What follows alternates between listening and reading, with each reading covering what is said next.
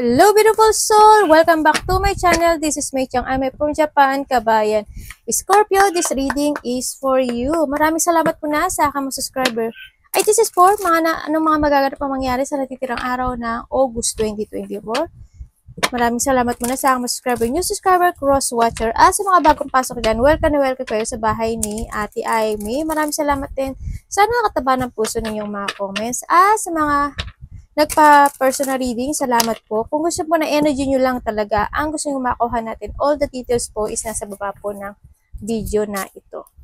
This is a general reading, Kabayan Scorpio. Kuno lang nga sa'yo at itapon ang hindi naman para sa iyo. Maaring ito isa vice versa, maaring energy mo, energy ng person mo, o energy ng malapit sa puso mo. Maaring nangyayari or mangyayari pala. Use your own intuition, lawakan natin ang ating isipan. Pag hindi ito nagpis sa inyo, wag mo na lang itong ipili.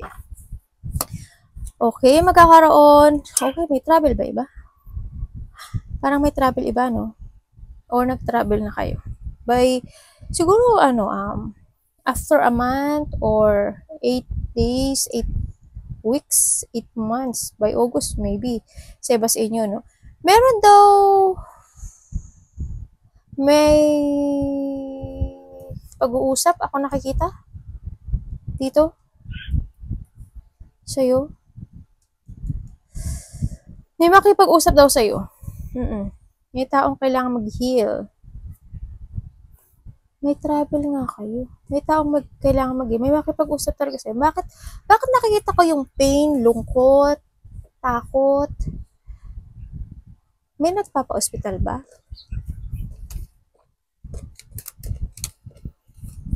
Tingnan natin.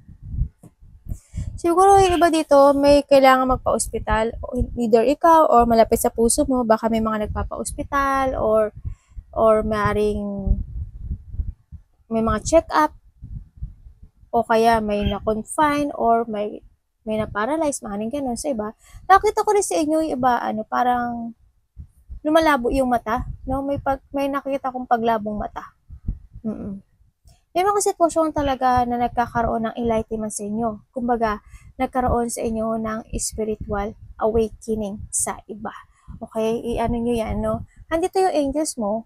Yes, you are start a new beginning. You trust your intuition. Sa nakita ko na may mga sitwasyon talaga. Nagkaroon kasi ng mga changes when it comes sa iyo. Nagkaroon ng mga massive changes. Talagang dumating ka sa part na nagkaroon ng mga crisis, distractions in life, calamity. May mga revelation ako nakikita sa iba. May mga unexpected situation na mga nangyayari or naganap sa iba. Sa nakita ko dito. Andito na rin yung start na nag-iipon ka na ng pera, nagkakaroon na ng mga objective in life, nagkakaroon na ng mga, you are focusing and take it action actually sa lahat ng mga gusto mo. Yung manifesting an achievement something, nakita ko dito, may mga minamanifest ka. Siguro nga, may travel yung iba, no? Yeah, may travel within 3 days, 3 weeks. Yung iba, or very soon. Yung iba dito is soon, no? Travel very soon. Maybe overseas, yan, nakita ko dito, or, yun yung nakikita ko. Maaaring may mga gagawin lang kayo activity sa palipaligid, paano gano'n, no? Paano mang travel to. And nandito na rin na ginagawa mo yung lahat, no? Nandito na ginagawa mo yung lahat para sa ikaganda ng buhay mo. Ikaka-growth ng buhay mo, no? Handun na yung you are forward sa mga plano mo. Handun na yung you have a clarity, nagkaroon na ng mga clarity sa mga gusto mong project in life, may mga rules ka na sa buhay mo, handun na rin na nagkakaroon na ng instruction, nagkakaroon na ng mga decision making, handun na rin yung mga pagpapasya. Bulol ako sa mga ganyan. Yung nagdo-double, determination. Mas madali pa yun no? Yung mga, handun na yung determination mo handun na yung you are focused for a change. You are focused to growth. You are focused to explore more. Yan. Parang handito ka na sa, mas nakatingin ka sa positive, no? Than sa negative. Kumbaga, you abandoning the past, you abandoning something, you abandoning yung mga nakaka-distract sa'yo, yung ganyan. Talaga nahandun ka na sa situation mo na, nahandun na yung clarity mo na i-fulfill ko at i-achieve ko yung mga gusto ko sa buhay ko. Sinasabi naman dito talaga, kasi you're manifesting to accomplish yung mga bagay-bagay na gusto mo accomplish, nagkakaroon naman ng makatapusan na. You're strong now, no? Nakita ko yung pagiging strong person mo, no? Nakita ko na yung focus ka na sa, nagkakaroon ng focusing to advance yung mga opportunity na gusto mo sa buhay mo. Kung baga nagkakaroon ka ng advanced thinking, ganyan. Nagkakaroon ka na ng ganun nandito na rin yung disiplina when it comes sa'yo. Nakita ko rin dito na parang may pinoprotektahan ka. Maybe yourself or someone na may anak kayo ata, no? May iba dito may anak na isa. Yan, siguro, andun na rin yung pagpuprotect mo sa anak mo. Ganyan, ang nakita ko dito. May mga gagawin, may ginagawa kayo actually. May ginagawa kayo na isang situation na parang nagkakaroon na ng organize. Yan, nagkakaroon na ng organize sa situation mo sa ngayon. You are enlightenment and you let go the past. No? So, may mga nilet go ka na talaga. Nagkakaroon na ng pagbabago when it comes sa lahat ng decision. Yan, natuto ka na. Totally natuto ka na sa nakaraan. Yan, may mga natutunan ka no? It's good naman din kasi may natutunan ka sa nakaraan. Talaga na handito na yung decision making and there's a new beginning when it comes to yourself. Yan, and nagkakaroon din talaga ng self-evaluation sa iba sa inyo, no? Parang umuuga naman yung ano ko. Dali lang, anak. Hindi lang, anak ko. Bakit po? Okay. Andito talaga yung when it comes to yourself, meron talaga akong pang nakikita sa yung lungkot. Siguro may mga sitwasyon talaga na parang mga pinagsisisihan mo, may mga sitwasyon na nag-feel ka, no, na inaakala mo sa malapit na tao na to, parang iyon na, no, pero pinipilit mong kalimutan pinipilit mong intindihin, actually. No, andun yung part na na-isolate ka dito. May sadness and loneliness din ako nakikita kasi, oo nga, andun na yung, siguro, may tao dito na maaring pinoprotekta mo o dinedepensahan mo. Yan, no, nakita ko dito. Iba sa inyo magiging busy daw kayo. Kumbaga, may mga gagawin na daw kayo mga bagay na maaring ambition, yan, may mga pa-practice siguro iba, may mga sitwasyon na i-develop nyo, gusto nyo i-develop o i-develop nyo. Yan, mga gano'n, nakikita ko dito. Andito talaga yung part na nagkakaroon ka ng disappointment sa malapit sa puso mo. Sa nakita ko dito. May malapit sa puso mo na nagkakaroon ka ng disappointment. Maring kaibigan mo, kapatid mo, asawa mo, girlfriend mo, boyfriend mo, kung sino man siyang malapit sa puso. Nagkakaroon ka ng disappointment sa kanya. Kaya doon yung lungkot mo, siguro may mga sitwasyon siya na hindi nagmamatch sa gusto mo, or may mga sitwasyon ka na inaasam mo na mangyari pero nag-fail, mga ganun. O kaya may mga sitwasyon talaga na nag-fail, no? Sa nakita ko dito. Andito rin yung minsan ang gulo ng isip mo, no? Ang gulo ng isip mo, minsan naiinis ka, naiirita ka sa tao na to, o sa sitwasyon na to, sa nakita ko to, maaari nagkakaroon kayo ng battle, o nagkakaroon ng mga disagreement. Hindi ko na alam kung sa iba sa inyo, may mga hindi ata nakakaintindihan ng mga magkakamag-anak, karelasyon, or maaari may ari sa iba, nakita ko na parang may nag-aaway when it comes to a territorial.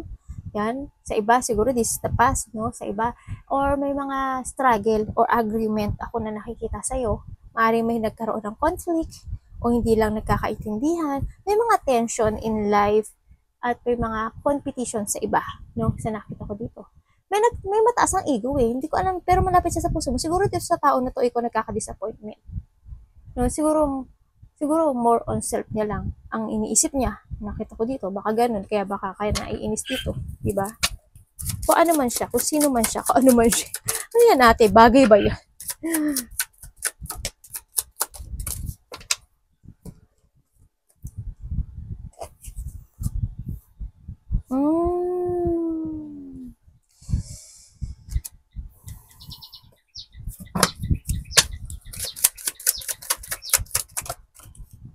God. Okay. May sitwasyon ako na matagal mo nang kinikimkim na parang may mga situation na na-stagnant ka, no? Na-stagnant ka dito, paari. Ang bagal kasi more on pag-aalala, disappointment, um, parang merong deep unhappiness, ikaw na situation na parang nagbubulag-bulagan ka lang, ayaw mo pakinggan, ayaw mo madinig, ayaw mo makita. Yun ang nakikita ko sa'yo. Kumaga nagkakaroon ng slow. Ang tagal, may mga sitwasyon pa rin ako nakikita ng gano'n. May mga situation na out of control, may mga gano'n. May mga delay din sa iba, may mga cancel. Gano'n nakikita ko. Basta ang sinasabi na to, you need to keep fighting ka lang, trust your intuition, listen to your inner voice, no? Mas kailangan mo yun ngayon eh, no? Alam mo ako, madalas ako mabudol lang sarili ko. Oo, kasi kanina, sabi ko kanina magdadala ako ng payong, sabi ko ganun. Yung nasa utak ko lang yun, ha? Kasi baka umulan, sabi ko pa. Tapos, pero ba naman na, lumabas ako, umulan nga, pero wala akong dalang payong, hindi ako nag-trust sa intuition ko, tanga-tanga ko talaga, o diba? Yung mga ganun. Yung first intuition na papasok sa isip mo, kailangan mo daw sundin yun. Ako, madalas akong mabudol ng sarili ko. Sabi ko, ay shit, hindi na naman ako nakinig sa intuition. Tanga-tanga ko talaga. Pinagising ako, kanina, basang-basa ako. Yan. Yun yung mga ganun. Kailangan you need to trust your intuition, no? Ay, chariot, oh, ganda. Yes, you are moving on. Moving on ka na talaga, no? So, nakita ko dito, yung ba dito is a breadwinner, no? May breadwinner dito. Maaring mayroon kang bata na tinutulungan dito, kapatid, anak, pamangkin, o maaring ikaw, may bata dito eh, ako nakikita. You are moving on and you give effort sa pagtulong sa tao na to, sa nakita ko dito. Nakita ko sa inyo is a breadwinner, maaring nagbibigay ka dito ng pera, no? So nakita ko, maaring maaring nag-ipon ka ng pera and then bibili ka ng vehicles, sasakyan. Yun na nakikita ko dito.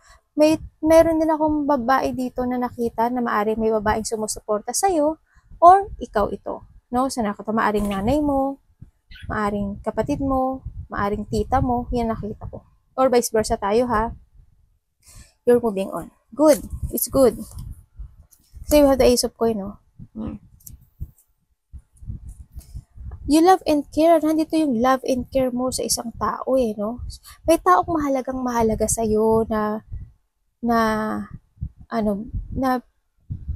handun yung focus mo eh. Handun yung binibigay mo yung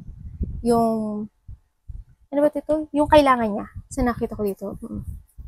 Sa iba sa iyo ganun. Either asawa mo yun, hindi man siya bata, wala naman ako sinasabi, hindi man siya bata, magulang, ganyan, or ikaw, kung sino man siya sa buhay mo, no, na tinutulungan mo siya.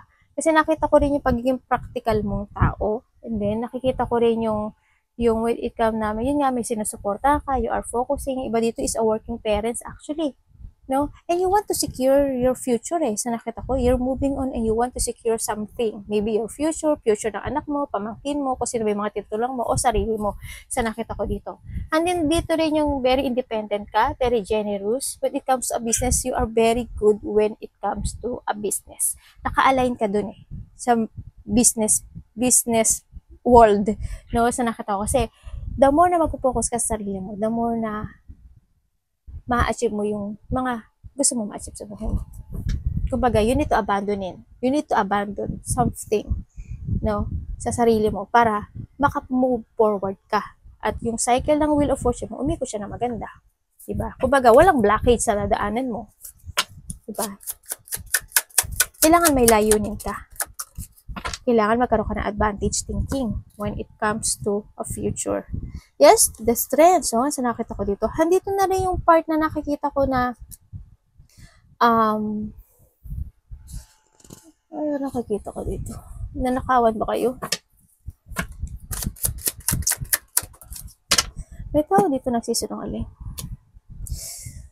A part of the family, either karelasyon, kapamilya, kasama sa trabaho, kaibigan, may tao dito nagsisinungaling. They lie, either nag-dishonest siya. May sneaky person no? Maaring may tao na I hope hindi ka na nakawan dito, no? I hope hindi ka naloko sa pera. May tao dito na hindi ko alam kung may na babae, na lalaki, maybe this is the past kasi nakita ko na si strengths, yan, maaaring may mga nakaraan na mga nangloko sa'yo, sa nakita ko dito, or maaka ikaw ito, yun, kung ano, sino man siya, no? A part of family, sa ganyan, karelasyon, sino man sila, yung nakikita ko dito. Nakikita ko rin na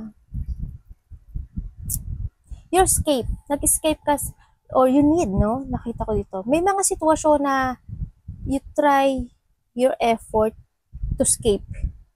Kasi alam mo na hindi siya mag-work anymore. Na alam mo na hindi siya magiging good para sa'yo. You're getting away with something. Halimbawa, ako, ate, ikaw na naman. Halimbawa lang naman, hindi naman siya totoo, pero isa-sample ko lang. Halimbawa, hindi na ako, sige. Halimbawa, ganito, may isang tao, meron siyang bad habit in life. Yun, inalis niya yun. Diba?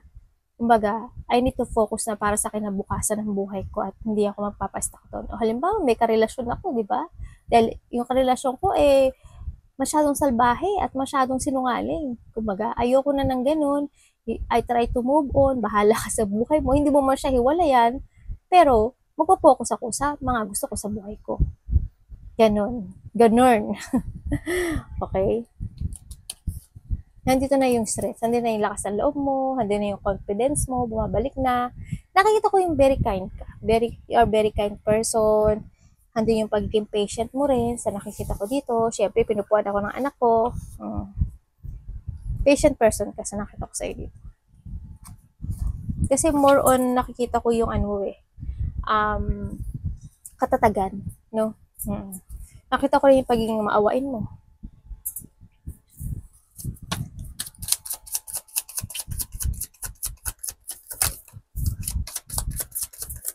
Ay, ano ba yun? Wow! Ay, may mga ka na, may mga bala ka na, oh. Uy, pare-paro, naglabasan dito, oh. May decision making ka na talaga sa buhay mo, no? Nag-iingat ka na sa mga plano mo. Yan, lakas na ng loob mo. Hindi ka natakot sa mga susuungin na bagay. Minsan, dumadating ka sa part ng buhay mo na magulo, no? Sa nakikita ko dito. Wow, ang daming tao. Ba't ang daming tao? Alam mo, ang daming collaboration, ang daming tumatakbo sa isip mo na gusto mong gawin in life.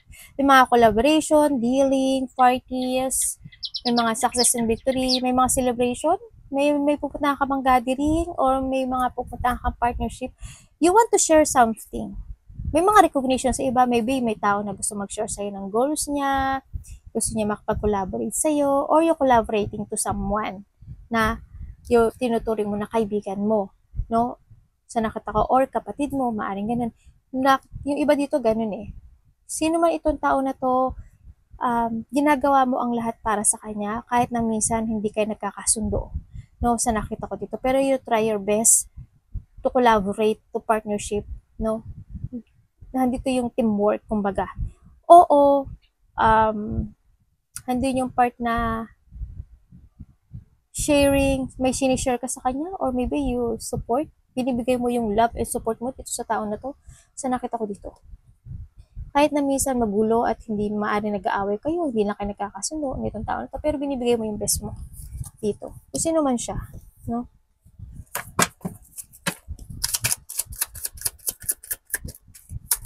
Wala.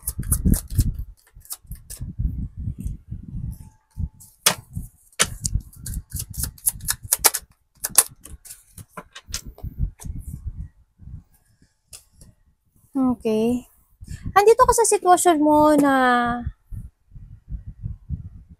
nagkakaroon ng slow motion or nagkakaroon ng mga slow when it comes to fulfillment. Totally fulfillment na 100% in life. No? Sa nakita ko to. Kasi why? Na over responsibility ka. No? Yung iba sa inyo, na-over yung responsibility nyo, may mga situation na kailangan nyo siguro i-let go, or maybe you want to let go something. So, nakita ko dito. Pero sa kayo, yung iba sa'yo, wala kayo mapuntahan, kundi ituloy ang bagay na ito. So, nakita ko. Hindi ko lang alam kung bakit may nakikita ko dito na taong hindi ayaw niyang ng responsibilidad. May tao na hindi siya maasahan. May tao na hindi siya pwedeng pagkatiwalaan. May tao dito na ayaw niya ng challenge eh. Hindi ko alam, I don't know why, pero hindi ko alam kung, o maybe ikaw, ito, no? So nakita ko ito. Baka ikaw to. Pero nakikita ko no eh. Simula sa umpisa, hindi ikaw to eh. Kasi ano ka eh, palaban ka eh. Nakita ko palaban ka. May tao dito na ganun. Napaka-slow niya. Hindi ko alam kung bakit ang slow niya. kaya yung mga achievement in life mo, nadadamay ka. No? Or maybe maybe sa iba-isa inyo na over kayo responsibility sa buhay nyo. May mga inaklang kayo na pasanin sa buhay nyo. Kaya ang nagiging takbo ng wheel of fortune nyo, ng achievement in life nyo and fulfillment, nagiging mabagal. Kasi why? May mga responsibilidad ka siguro na inaaklang na hindi naman siguro para sa'yo, maybe sa iba, or na-over ka lang sa responsibilidad. No? May mga sitwasyon na ang bigat-bigat mo nang dalhin. Kaya habang imbis na tumakbo ka ng isang sasakyan, nagiging mabagal, no? Kasi mabigat eh, 'di ba? Anak, baba mo na anak. Ay, sorry. Ay, sorry anak. Sorry naman.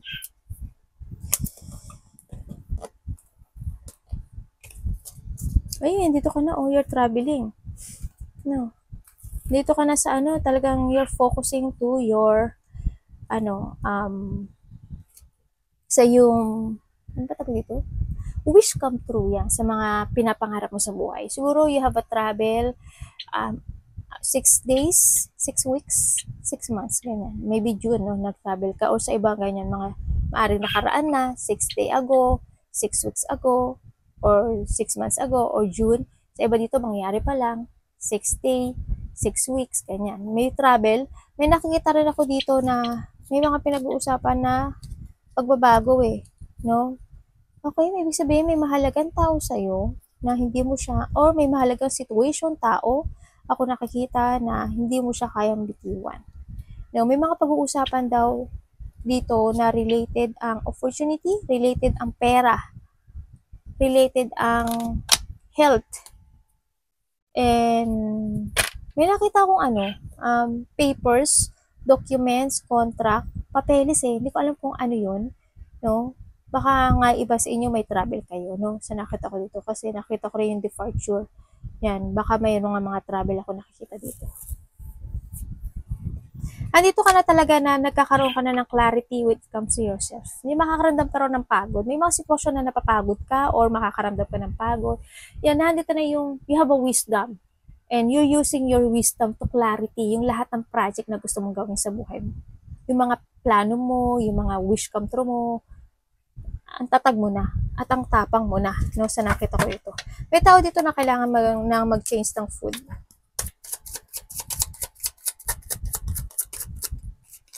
Nandito na yung pagiging strong, wiser, yan, nakikita ko na na-overcome mo na unti-unti yung mga obstacle in life, no, and you are moving slowly, pero you're healing, no, sa nakita ko dito.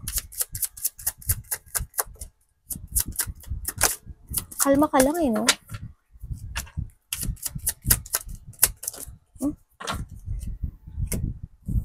May travel kayo by August,